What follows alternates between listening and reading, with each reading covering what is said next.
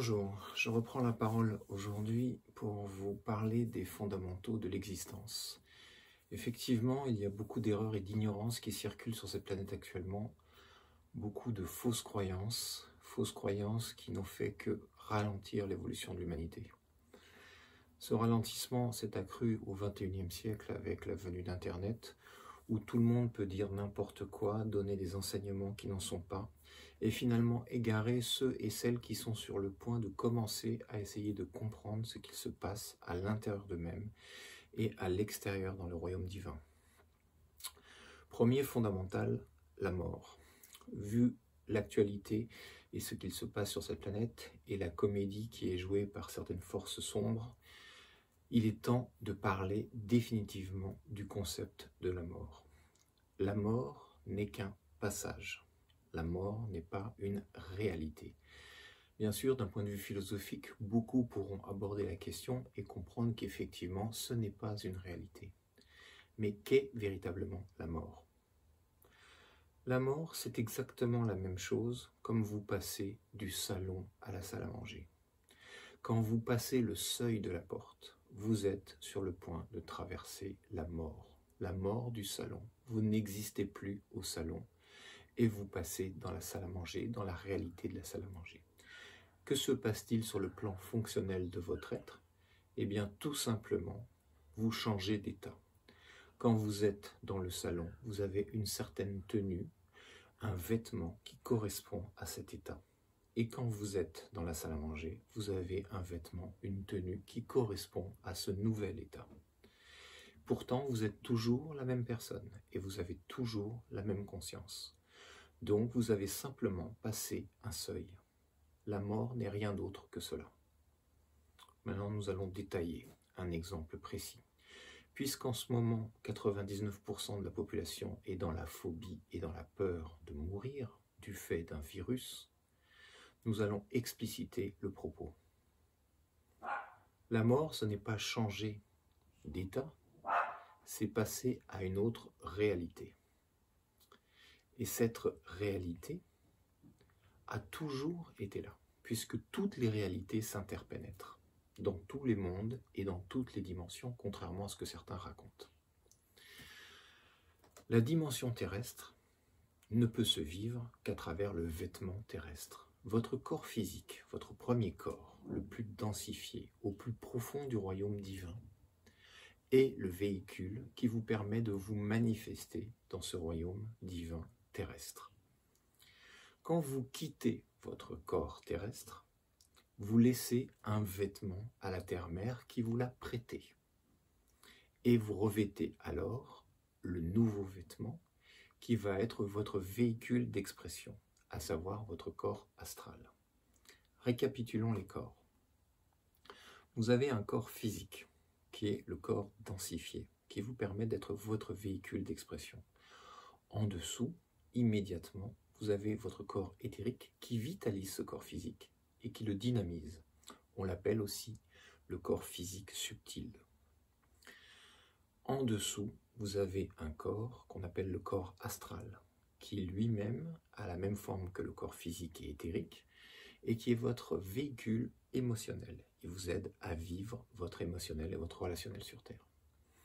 En dessous encore, vous avez le corps mental, toujours de même forme humaine, le corps des conceptualisations. Il vous aide à comprendre le monde environnant. Certains le détaillent en deux parties, un mental concret et un mental abstrait, ou un mental simple et un mental plus évolué. Ces quatre premiers corps ont une forme humaine. Votre cinquième corps, votre âme, est un corps sphérique centré sur votre chakra du cœur. C'est le corps causal, le corps des causes et des effets. Il enregistre tout ce qui se passe dans cette vie et dans les autres. Et surtout, il spiritualise votre ego. Il le fait évoluer, il le tire vers le haut. Votre ego sont les trois premiers aspects. L'instinct, l'émotionnel et le mental. Le corps éthérique et physique forme l'instinctif, le corps astral votre émotionnel et le corps mental votre mental. Au-delà du corps causal, qui est le cinquième corps, vous avez le corps vital divin, corps sphérique de 10 cm centré sur le chakra du cœur. Ce corps spirituel, ce véhicule, vous sert à transcender votre réalité humaine, même s'il est implanté encore dans votre âme sous forme d'un archétype, pour aller vers le monde divin, qui est un monde non manifesté. Et au centre du tout se tient le corps d'esprit divin, qui est une petite bille de 3 cm au niveau du chakra du cœur. C'est pour ça que vous retrouvez sur certaines icônes chrétiennes un cœur flamboyant à cet endroit, et qu'en Orient, nous saluons la main droite sur le cœur en regardant le Dieu à l'intérieur.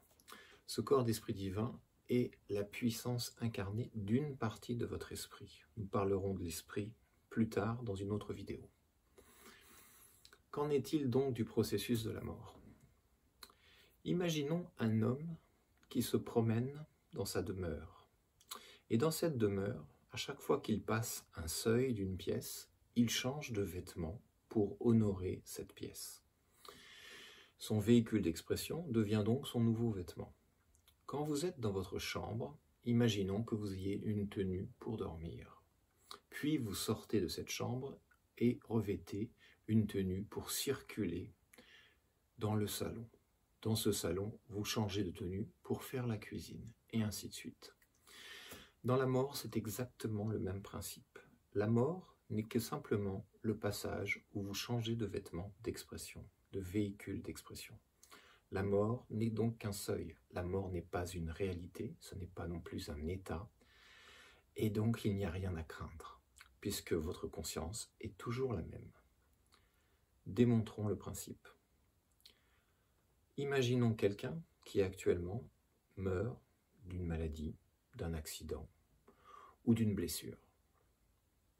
Son corps physique, parce qu'il ne peut plus fonctionner correctement, va se trouver détaché de tous les autres véhicules. Il existe un lien subtil qu'on appelle la corde d'argent qui vous relie à votre corps physique, qui vous relie de votre corps astral à votre corps physique et éthérique. Cette corde se rompt, et ce corps finit par ne plus avoir de vie. Il n'est donc finalement qu'un assemblage d'atomes, de molécules, d'organes, sans souffle de vie. C'est ce que vous appelez l'état de mort. Mais la personne qui animait et qui habitait ce corps se retrouve maintenant dans son corps astral avec tous ses autres corps, mental, causal, vital divin et corps d'esprit divin, comme véhicule d'expression. Son nouveau véhicule d'expression devient alors le corps astral. Il est dans une sorte de réalité augmentée. Tout le paysage terrestre qu'il voyait autrefois se retrouve donc maintenant être un paysage terrestre, mais dont la lumière provient de chaque substance qui contient la lumière, c'est-à-dire de chaque atome, de chaque particule, de chaque organisation autour de lui. La vision donc n'est plus comme un paysage classique vu à travers des yeux humains avec une source de lumière qui éclaire un paysage, mais le paysage lui-même qui devient lumineux. C'est la vision astrale. Cet être ne peut plus avoir accès à son corps physique. Il peut toujours rentrer à l'intérieur, mais il ne pourrait l'animer car il n'y a plus le lien entre son énergie subtile et son corps physique. Son corps devient inerte. Que va-t-il se produire pour lui? Eh bien, suivant son niveau de conscience, suivant ses croyances, il va devoir vivre ce à quoi il adhérait, ce à quoi son mental était fortement cramponné. Si c'est un incroyant, de quelque nature que ce soit, qu'il est totalement athée, il ne verra rien. Il ne verra que son corps inerte, ou même un sombre décor autour de lui, qui n'a aucune forme, une sorte de nuage gris, sombre, noir, jusqu'à ce qu'il prenne conscience que, finalement, en réfléchissant, il s'entend parler, et que s'il s'entend parler, c'est qu'il est vivant, et que s'il est vivant, c'est qu'il s'est trompé. De fait, immédiatement, dans ce nuage sombre et noir où il ne voyait rien, où il pensait avoir gagné, et finalement se dire « j'avais raison, Dieu n'existe pas, il n'y a rien derrière la mort », eh bien, va se dissoudre progressivement cette sombre et obscure réalité qui l'environne. Il va voir son paysage terrestre, il va voir son corps physique, il va voir des gens bouger, il va voir la lumière se dégager de chaque chose, de chaque paysage. Et là, de nombreuses questions vont venir l'interpeller. Il va chercher à comprendre, il va chercher à trouver une solution à sa réalité. D'abord, dans un premier temps, il va essayer de communiquer avec ses frères et sœurs et il ne pourra pas. Il les traversera littéralement, puisqu'il est dans une autre dimension et dans une autre énergie. Ce qui prouve que plusieurs dimensions peuvent s'interpénétrer. Étant coincé dans cette réalité, il n'a pour seule solution que de trouver le moyen de voyager dans le système de conscience dans lequel il se trouve lui-même. Résumons donc. Il a été expulsé de son corps physique, il a toujours le même niveau de conscience, et sa réalité n'est que le fruit de sa propre croyance. Voyez la difficulté. Vos croyances vous limitent, et plus elles sont limitées, plus elles vous compliquent l'existence. Cet être n'a donc d'autre choix que de trouver son chemin, comme il est dit. Ce n'est pas un tunnel de lumière qui apparaît, comme le racontent certains, puisque cela appartient aussi à une croyance de l'au-delà. Non, son chemin, c'est simplement accepter son nouvel état, accepter qu'il a quitté son corps physique et accepter qu'il y a une autre réalité où il doit aller. Bien sûr, le sage pourrait lui dire, c'est aussi simple que ça, il suffit que tu acceptes ta réalité et que tu demandes à aller là où tu dois aller dès cet instant. Mais cet être n'a pas ce savoir ni cette connaissance, et il ne maîtrise pas cette manière de voyager. Donc, dans ce cas de figure, il se passe souvent certaines choses. Premier cas, certains de ceux qui l'ont connu et qui connaissent les réalités de l'au-delà vont l'aider par des prières, par des pensées, par des énergies, à faire son voyage. Deuxième cas, des entités désincarnées, qui sont dans la même réalité que sa nouvelle réalité, vont venir le chercher et lui montrer le chemin. Parce que c'était convenu bien avant, ou parce que nous l'avons laissé suffisamment errer pour qu'il comprenne une certaine réalité. Troisième possibilité, cet être avait tellement nié la réalité divine qu'il doit faire son expérience pendant un certain temps, et il peut parfois errer sur cette planète pendant des dizaines, des centaines, voire des milliers d'années, prisonnier entre deux réalités. Passons maintenant à l'étape suivante. Admettons que cet être trouve son chemin, d'une manière ou d'une autre. Cet être, pour la plupart du temps, sur cette planète, puisqu'elle est peu évoluée, va aller dans l'astral. L'astral est une zone de la conscience terrestre qui correspond majoritairement au niveau de conscience des humains qui se situe dans l'astral. La plupart des êtres qui sont sur cette planète actuellement, on va dire à peu près les 3/4, vivent dans leur conscience astrale. Donc la plupart d'entre eux vont rejoindre le plan astral. Comme Jésus l'a dit autrefois, au royaume de mon Père, il y a maintes demeures. Jésus parlait toujours de manière ésotérique. Traduisons la phrase. Dans le royaume divin, il existe plusieurs plans. Certains plans sont d'une haute vibration énergétique et d'une haute dimension. D'autres plans sont des couches intermédiaires jusqu'à descendre à ce plan que vous appelez royaume terrestre. Il existe donc des plans énergétiques qui correspondent au niveau de conscience des individus pour qu'ils poursuivent leur expérience de vie et de créature. Les âmes que vous appelez errantes, ou les entités plutôt, sont des êtres qui n'ont conscience de rien et qui finalement s'attachent au plaisir de l'incarnation et de la Terre. Ils vont donc errer à la surface de la Terre, embêtant ce que vous appelez les vivants, ou empoisonnant la vie de ceux-ci en cherchant à reproduire des choses qu'ils ont vécues sur Terre. C'est ce que vous appelez des entités. Ces entités peuvent se coller à vous, vous phagocyter, pomper votre énergie, ou essayer de vous faire des choses qui étaient leur plaisir terrestre d'autrefois. La sexualité, s'adonner à des drogues, vivre certains principes de vie, vous pousser à la colère, tout ça pour profiter de votre corps physique. C'est ce qu'on appelle une vampirisation. Chacun d'entre vous, tous pratiquement, sur cette planète, est susceptible d'être vampirisé parce que vous n'avez pas l'intégrité de vos boucliers de lumière. Et seul votre serviteur peut reconstruire ce bouclier. C'est pour cela que nous vous avons mis sur mon chemin. Ces boucliers vous protègent et vous empêchent d'être vampirisés, ce qui peut être le début de votre évolution. Mais passons. Cet être, donc, qui majoritairement va se retrouver dans le plan astral, va continuer son apprentissage. Où se trouve ce plan astral? Ce plan astral se situe dans le corps astral de la Terre. La Terre est construite comme vous. Elle a différents royaumes et chacun des royaumes contient une partie de l'humanité, jusqu'au seigneur de ce royaume qui est le logos planétaire. Tous les êtres vont donc continuer leur apprentissage, que ce soit dans l'incarnation comme au-delà de l'incarnation, tout en restant attachés à cette sphère d'expression qu'est la Terre. La plupart des individus vont donc dans le royaume astral. Arrivant dans le royaume astral, ils vont commencer à être enseignés pour utiliser correctement leur corps astral, pour commencer à comprendre que la vie est continue, qu'ils se sont trompés lourdement et qu'ils doivent continuer leur apprentissage en se reliant à d'autres êtres qui manient beaucoup plus le plan astral qu'eux-mêmes. Au niveau astral, il existe à peu près, on va dire, plusieurs plans d'évolution.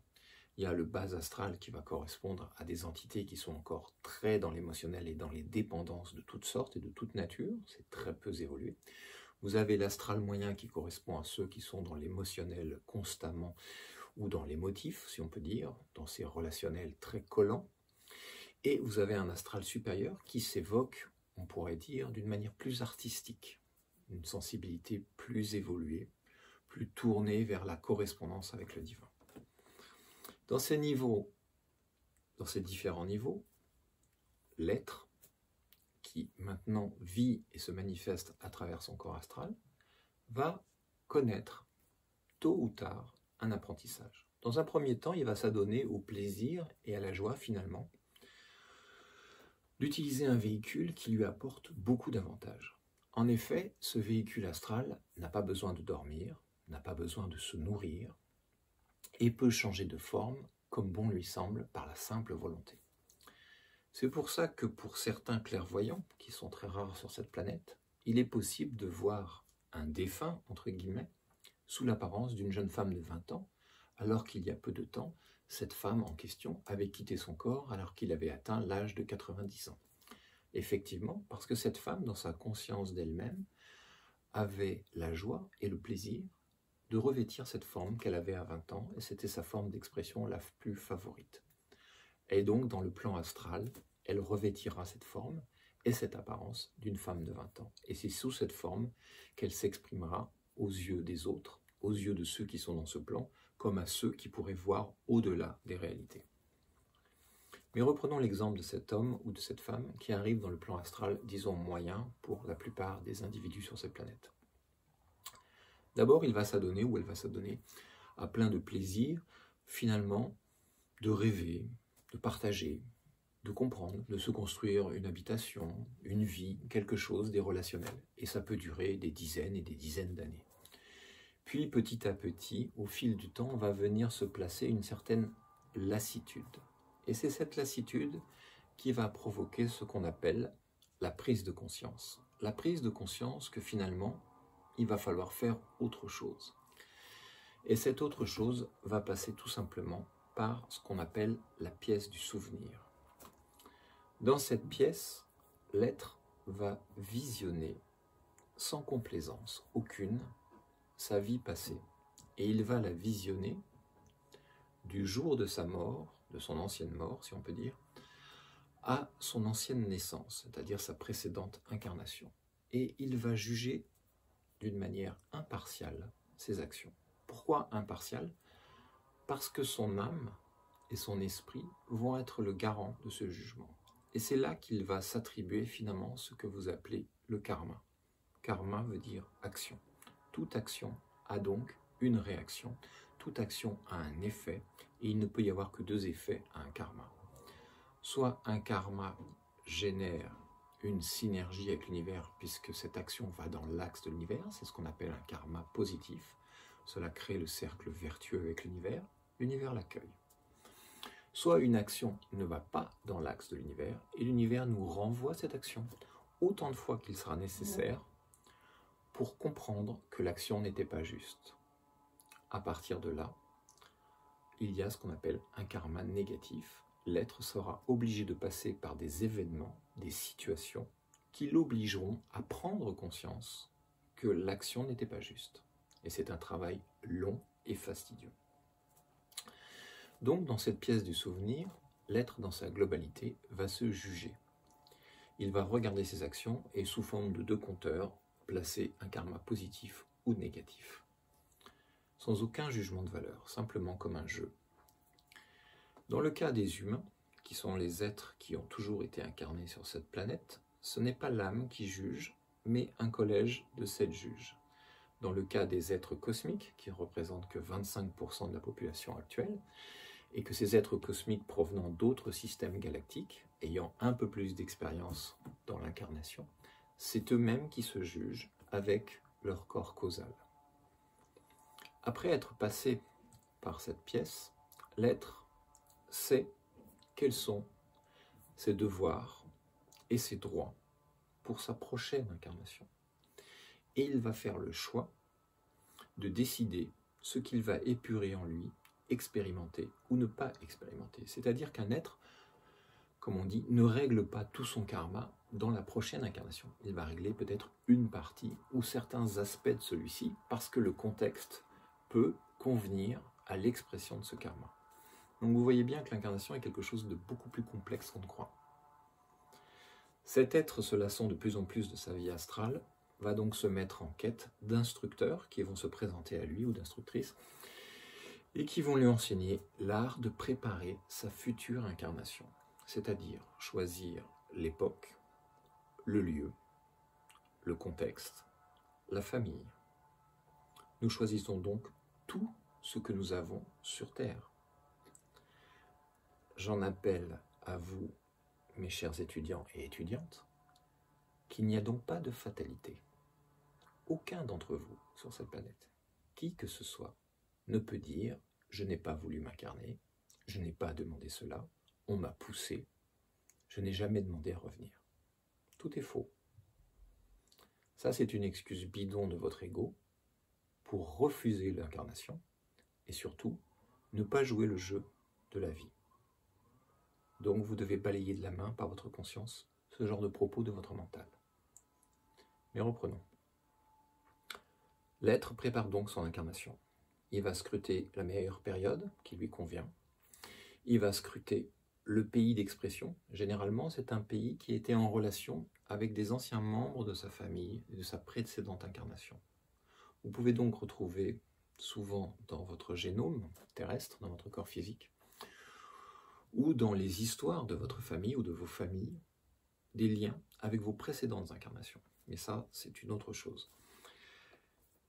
Cet être va donc choisir le pays.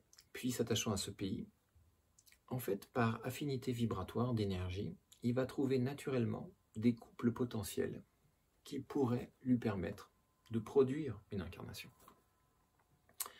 Et c'est dans cet esprit qu'il va commencer à faire des voyages vers des couples qui sont sur le point, en fait, d'enfanter. Comment le fait-il? Tout simplement parce que dans l'univers, tout fonctionne par loi d'affinité et loi de concordance. On va dire qu'il y a comme une odeur, une trace lumineuse, énergétique, qui va attirer cet être vers d'autres âmes. Puisque quand vous dormez, par exemple, certains d'entre vous allez dans le monde astral, mais ne vous en souvenez pas, et partagez avec d'autres êtres pour lier finalement des amitiés et des correspondances qui vous permettent de vous réincarner. Quoi qu'il en soit, revenons à notre sujet principal, la mort. Vous voyez bien que tout ça n'a rien à voir avec l'idée que votre mental, très limité, s'est fait de la réalité. Il y a les croyances scientifiques, il y a les croyances religieuses, il y a les croyances philosophiques, il y a les nouveaux pseudo-gourous New Age, et il y a la vérité. La vérité, c'est que la vie est une et indivisible, que le royaume est un et indivisible, mais il est multiple, il est très complexe. Et seul l'initié ou le maître pourra réellement vous expliquer de manière simple la réalité de ce royaume. La mort n'existe pas. La mort, je vous l'ai dit, c'est un seuil. Vous passez un seuil et vous restez toujours conscient.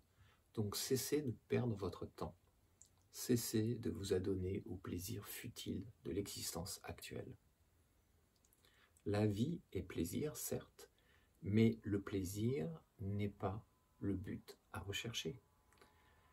C'est ce que Jésus a essayé d'expliquer quand il était maître autrefois sur cette terre, quand il a dit « Tu ne peux servir deux maîtres à la fois, Satan ou la lumière ». Décryptons la phrase. Précisons.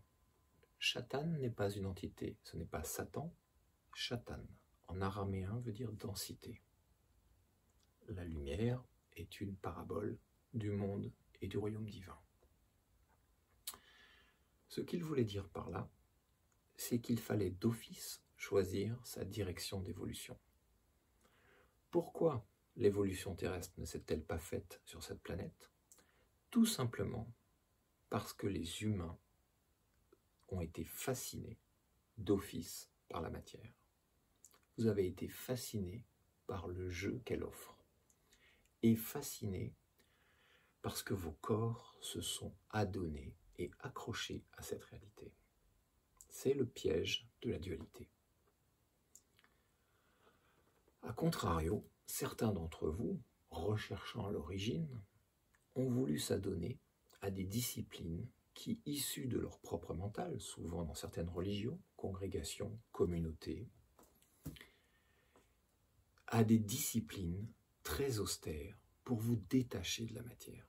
Ce n'est pas non plus la voie qui ramène à la divinité. La vérité, souvent, se trouve au milieu. L'incarnation n'est pas à bannir, et rejeter l'incarnation n'est pas la solution. En fait, l'être doit comprendre que tout ceci n'est qu'un jeu d'expression. L'incarnation doit vous permettre de vivre une réalité, de comprendre cette réalité dans ce monde pour pouvoir la transcender, la dépasser, vous appuyer sur elle pour aller à un niveau supérieur. Ce niveau supérieur, nous en parlerons dans le processus de l'éveil. Lors de la mort, vous continuez tout simplement votre apprentissage, mais dans une autre réalité intermédiaire qui va vous préparer à revenir dans la première que vous avez connue, et cela indéfiniment jusqu'à ce que vous ayez fait le cycle des expériences.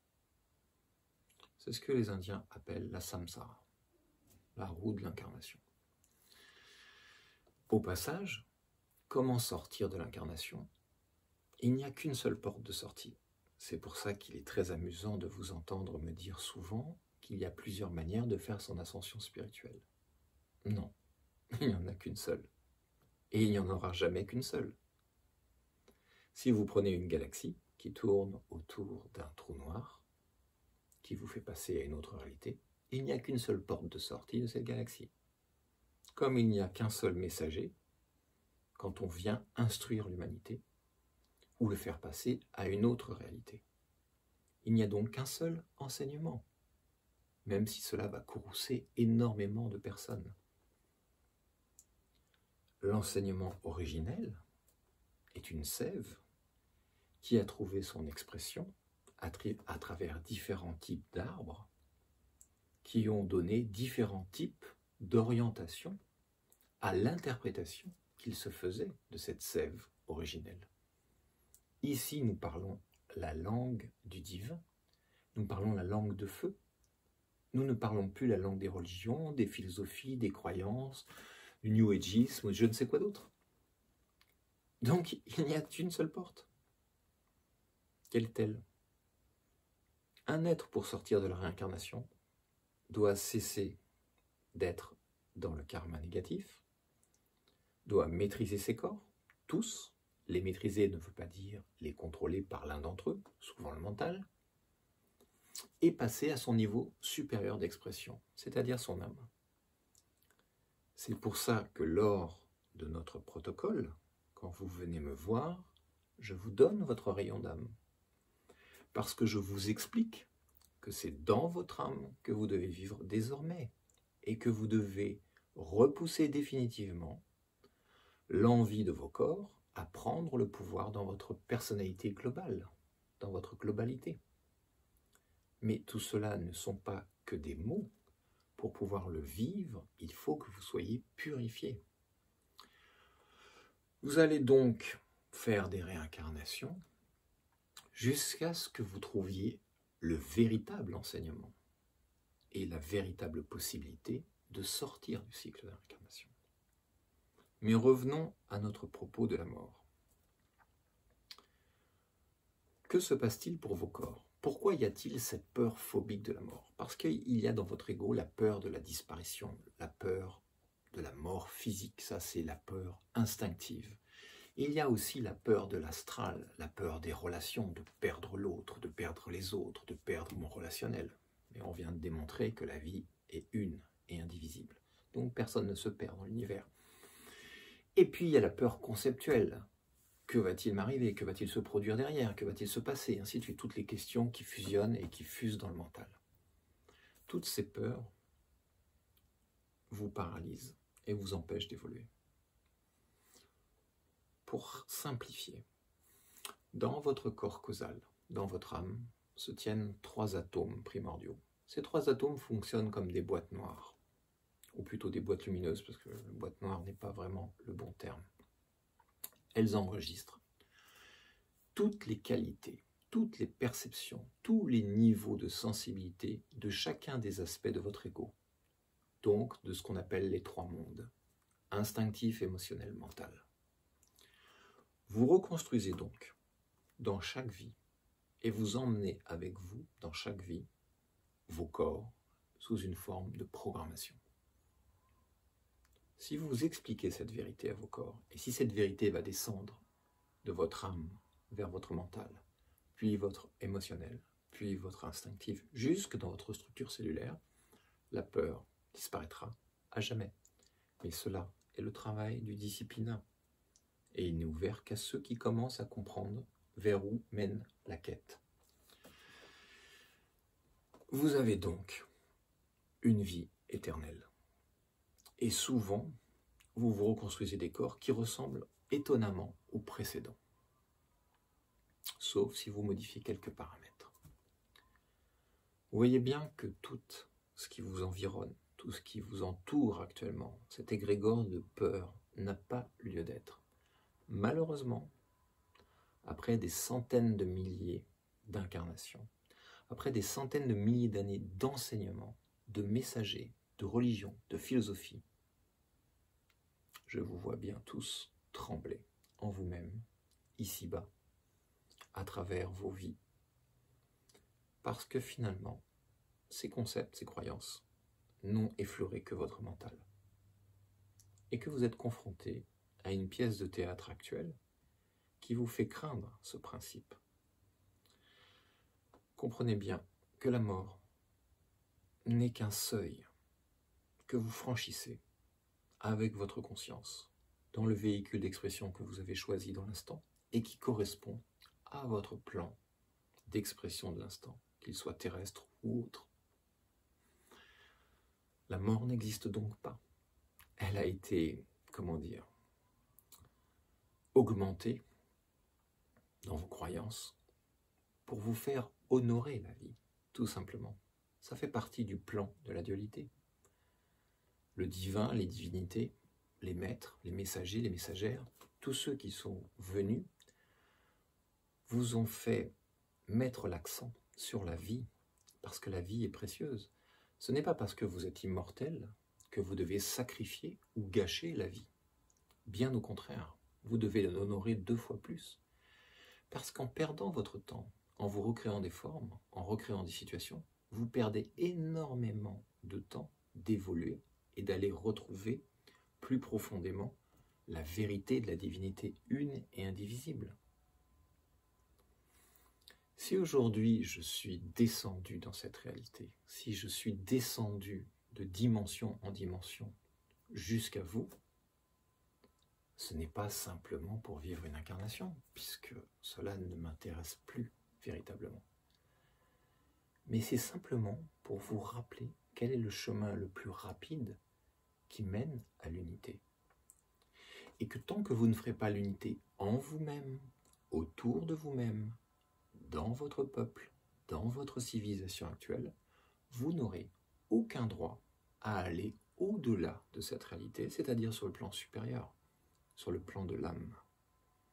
Je vous rappelle que vous êtes le 4e règne, et que si vous voulez passer au 5e règne, vous devez faire votre protocole d'ascension.